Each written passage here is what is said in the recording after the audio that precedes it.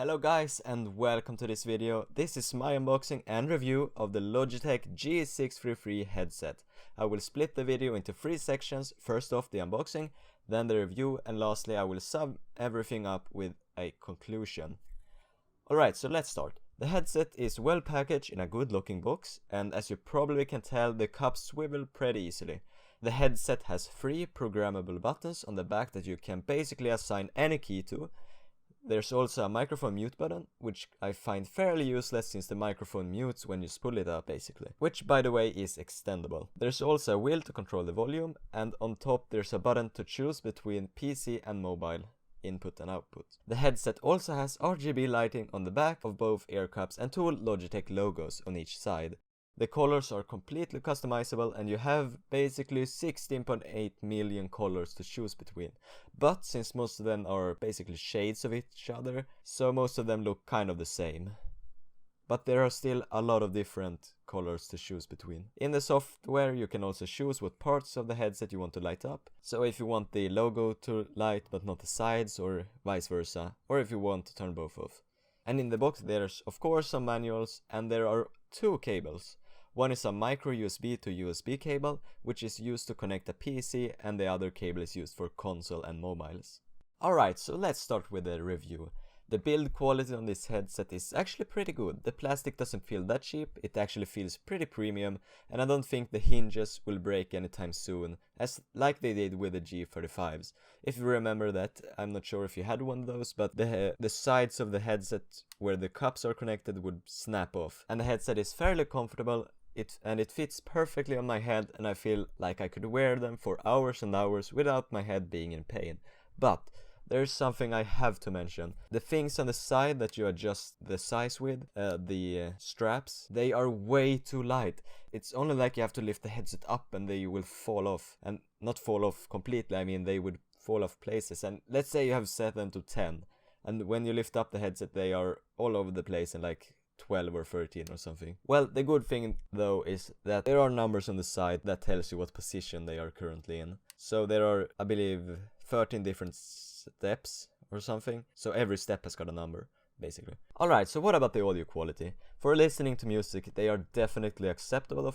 Of course, you can't compare them to non-gaming headphones in the same price range, as they are quite a bit better, because those are focused just for pure audio quality. But for a gaming headset, these are pretty good. Definitely an improvement on my old G35s and the Turtle Bleach Z60s.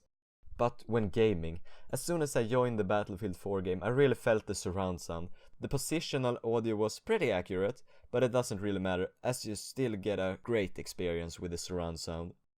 Alright, what about the microphone? This is me talking using the built-in microphone in the headset, and it's honestly pretty good for a gaming headset. I've definitely heard worse. It is noise cancelling, and when I'm testing it in Audacity, it barely picks up any background noise when I'm not recording. So yeah, do you think the microphone is good enough for a gaming headset? I definitely think it's great for being a gaming headset. It can't really compare to the Snowball, and when talking in Skype, TeamSpeak, and Ventrilo, or whatever you're using, it will sound a bit worse, of course, as it is with all microphones. But in Audacity at least, it sounds pretty great. Alright, so I'm back using my Snowball now, so let's jump to the conclusion. I will first start off with the positive things about this headset. First off, great build quality. No squeaking, no cheap plastic, it just feels sturdy, and I don't think it will break anytime soon. And I must say, the microphone is actually pretty good, so that's another plus. As I said, the headset also features RGB lighting. They are pretty useless for the user, but they look pretty cool on the desk, and when you're at a LAN party, this headset will definitely stand out. And another plus for it is they are very comfortable.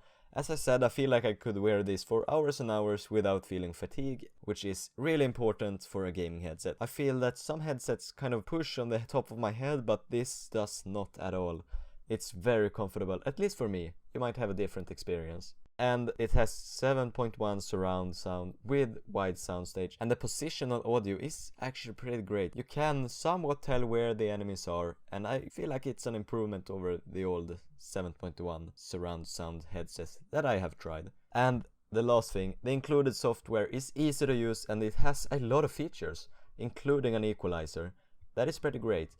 The buttons, as I said, can be programmed to basically anything, and there's even you can even make so that when talking in the microphone you can actually hear yourself, which is incredibly useful for people that experience them being too loud in TeamSpeak, and so you can basically monitor yourself in real time. Alright, so let's talk about the not so positive things.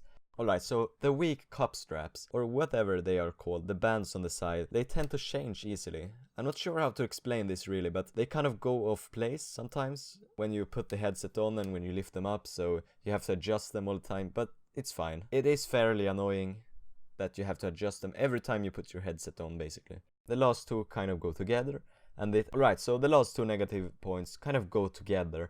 Because if you care about good quality when listening to music, a pair of headphones and an external microphone might be a better solution for you.